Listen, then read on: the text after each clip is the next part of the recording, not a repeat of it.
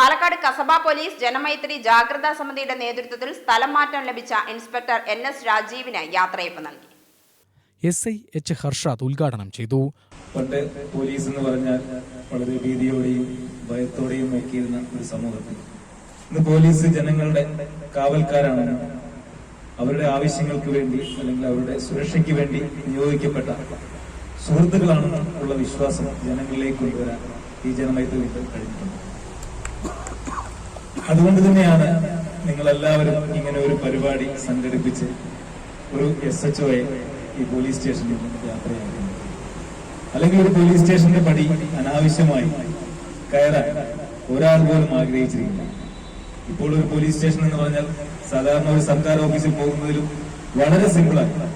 അല്ലെങ്കിൽ ഒരു സർക്കാർ ഓഫീസിൽ പോയാൽ വരുന്ന ഡിലേയുടെ ഒരു 10% പോലും ഡിലേ ഇവിടെ വരില്ല എന്നുള്ള ഉറപ്പോടുകൂടി തന്നെ ആർക്കും ഏത് പോലീസ് സ്റ്റേഷനിലേക്കും കേരളത്തിലെ ഏത് പോലീസ് സ്റ്റേഷനിലേക്കും കയറി ചെല്ലാൻ പറ്റുന്നത് ഈ ജനമൈത്രി എന്ന പദ്ധതി കൊണ്ട് തന്നെയാണ്.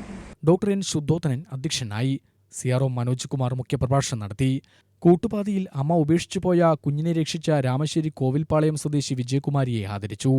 SI അനിൽകുമാർ, ബീറ്റ് ഓഫീസർമാരായ അൻസിൽ, ആശാവർക്കർ ചന്ദ്രിക, അംഗങ്ങളായ റിട്ടയർഡ് SI V ചെന്താമര, രവി ഏലപ്പുള്ളി, K ചെന്താമരാക്ഷൻ, രാജൻ, ബാബു എന്നിവർ പ്രസംഗിച്ചു.